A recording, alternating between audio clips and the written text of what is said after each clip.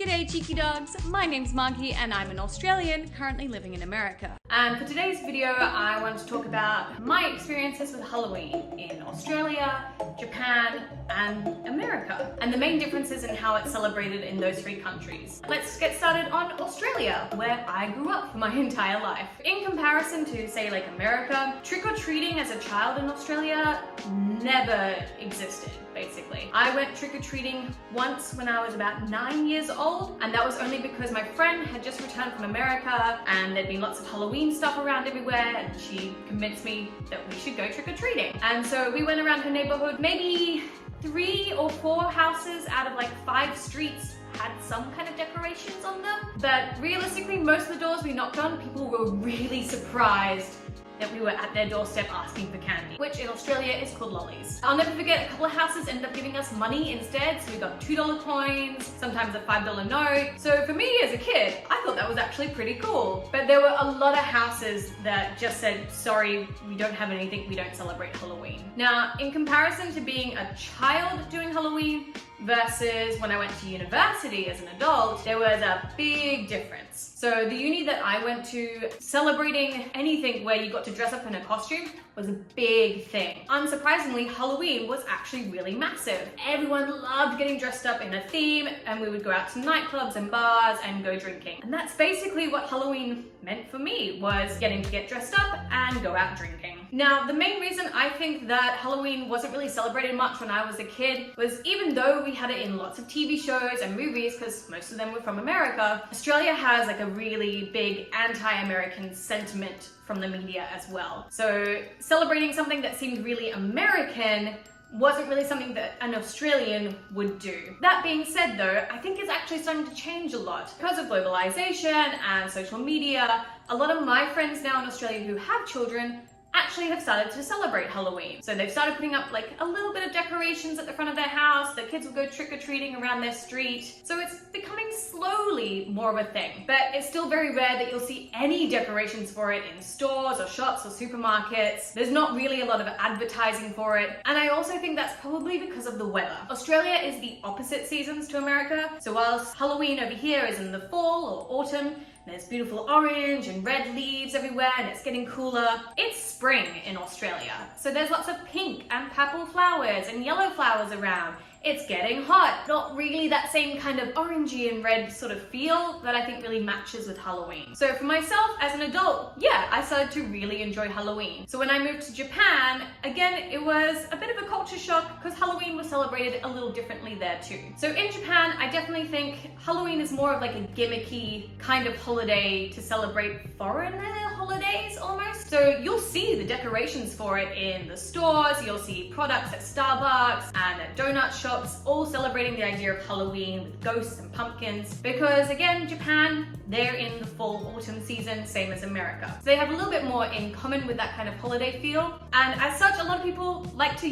sort of celebrate it, say happy Halloween. It's again in English because it's a foreign holiday, but it's again more similar to Australia in that it's an adult-based holiday, not so much a child-based holiday. So if you were to go around to a neighborhood in Japan, it's very rare that you would see any Halloween decorations whatsoever, even though they are sold in a lot of their dollar stores. And that's because a lot of schools will celebrate like a Halloween event where you might do like trick-or-treating in a classroom, or you might exchange candy with a friend, and that's what Halloween is for them. It's something that you do at school in the classroom. So for me as a teacher, I absolutely loved Halloween because for the whole week leading up to it, we would do Halloween themed lessons. And the school that I worked for, they would encourage me to get dressed up in a different costume, which I absolutely loved. And I would get to teach them, maybe some Halloween-based songs. We would do some arts and craft about Halloween and learn vocab words associated with it. I would do that both at my school, and I would also go to other schools, so we would do like a whole big day event where there would be like a competition for the best costume for each year. They would do a little speech in English about Halloween. So it's very much more like an educational holiday almost, but with that fun aspect of getting to get dressed up as well. In terms of the adults though, that was something different altogether. So on Halloween night, where I lived in Hiroshima, the main sort of shopping street, Hondori, was packed, filled with adults all dressed up in different costumes, drinking. It was so much fun just to walk up and down the street multiple times to see all the different outfits people were wearing. And I think it's more of a chance for Japanese people to really express themselves. There were a lot of guys who were dressing in more female attire. I remember seeing a group of guys who all had Disney princess costumes on, and it was amazing. There was a lot of people who would dress up as like maybe funny American icons or in the big inflatable dinosaur suits. A lot of foreigners would dress up in like Sailor Moon costumes or more Japanese anime style. So it was always really fun just to see it, and it was encouraged to take pictures. Everyone was always taking pictures with different people. And for myself, then usually afterwards I would go to a bar and there'd be a huge Halloween party with a costume prize and everything like that. So it was a really fun adult holiday as well. Definitely my favorite thing though was getting to dress up in a different costume every single day at work.